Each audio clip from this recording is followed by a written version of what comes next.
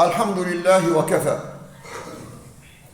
وصلى الله تعالى وسلم وبارك على نبيه المصطفى.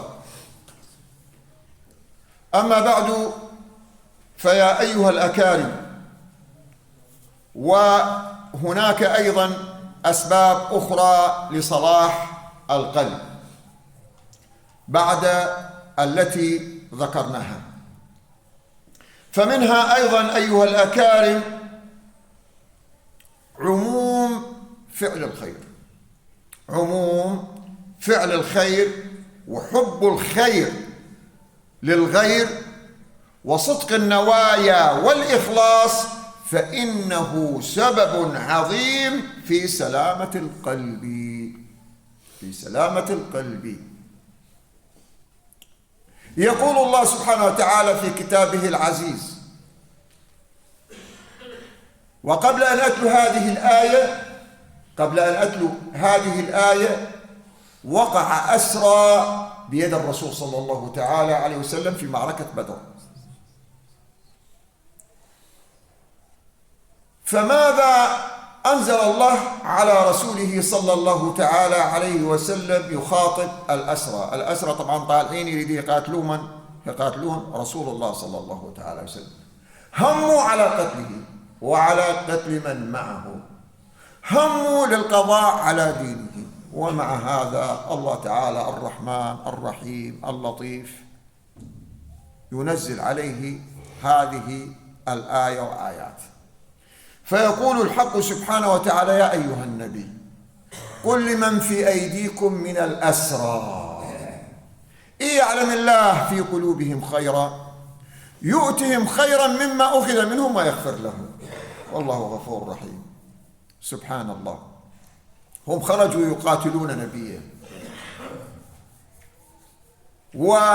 ويقفون حجر عثرة بطريق من يدخل في دينه، ومع هذا الله سبحانه وتعالى يرفق بهم وينزل هذه الآيات على سيدنا رسول الله صلى الله تعالى عليه وسلم: قل لمن في أيديكم من الأسرى إن يعلم الله فيكم. هذا فيه ترغيب لهم على أن يدخلوا في هذا الدين، وأنهم إن دخلوا في هذا الدين عوضهم الله سبحانه وتعالى مما أخذ منهم، لأنهم فدوا أنفسهم، أعطوا الفدية من أجل أن يتحرروا من الأسر أو من القتل، فأعطوا مالا، فلما أعطوا مالا أحسوا أنهم قد خسروا خسارة كبيرة، فأنزل الله هذه الآية: لا، أنتم ما خسرانين.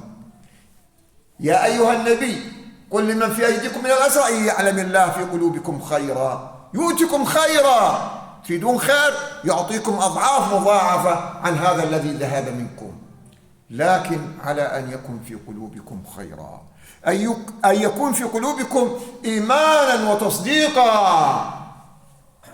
فإذا كان في قلوبكم ذلك وتبتم وأنبتم إلى مولاكم سبحانه وتعالى فقد عوضكم الله، سيعوضكم في الدنيا وسيعطيكم في الآخرة أنه يغفر لكم ويغفر لكم. وقد فعل ذلك العباس أسلم عاد. العباس أسلم بعد ما أعطى وفدى نفسه وفدى أخوه عقيل، هنا أسلم. فلما أسلم يقول: عوضني الله سبحانه وتعالى أضعاف كثيرة، عوضه في كل واحد 100، في كل دينار أنفقه 100 عوضه الله سبحانه وتعالى. قال: وإني لأنتظر الوعد الثاني. شنو الوعد الثاني؟ ويغفر لكم، ها يوم القيامة ويغفر لكم. إذن عموم فعل الخير فإنه نافع، وعلى رأسه الإيمان، وإلا ما فائدة فعل الخير ونية الخير إن لم يكن هناك إيمان بالله وبرسوله صلى الله تعالى عليه وسلم. وكذلك من الأسباب أيها الأكارم أن تعلم علما يقينيا أن الله تعالى مطلع على سرك، أن الله سبحانه وتعالى مطلع على سرك ونجواك، على قلبك وقالبك، على سرك وجهرك.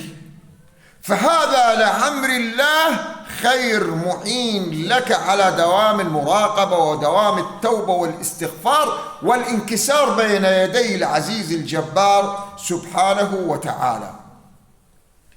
والنقطة الأخيرة مجالسة أهل العلم والتقى والورع ممن لا يزكون أنفسهم على الغير، ممن لا يزكون أنفسهم على الغير ويسارعون في عمل الخير أو في فعل الخير.